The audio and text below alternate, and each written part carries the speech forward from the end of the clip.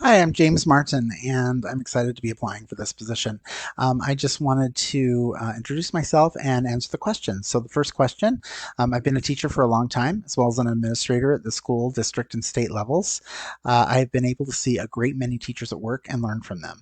I think the students benefit from me as their teacher because I get them involved in their learning. I get them moving during the lesson. I get them asking questions and discussing content using academic language with one another.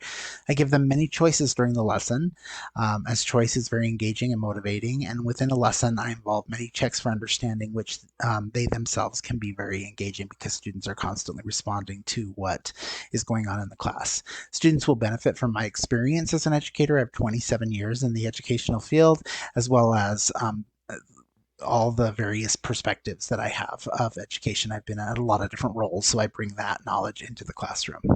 The second question, I've used exit ticket data daily multiple times to ensure that students have grasped the concept. And if they haven't quite grasped the concept, then I give them an opportunity to relearn the material using some different strategies before they even go home for the day, if at all possible, but by the next day at the latest. And I constantly use formative assessment techniques in the classroom to ensure that students are getting the lesson. I remember a time when we used student work and student work protocols as a grade level team during a PLC to determine student understanding. We were able to look through the student work and really sort it according to the level of understanding and the rubric that we established up front. And then we discussed how we could help students to get to proficiency who weren't quite there, and also how to help students to extend beyond the learning if they were ready for that.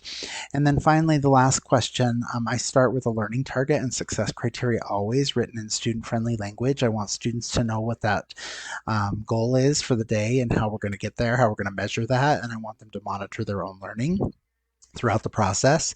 I have an ESL endorsement, so I'm very sensitive to the needs of our multilingual learners, and I try to universally design a lesson that I teach so that multilingual learners can benefit and the entire class can benefit at the same time.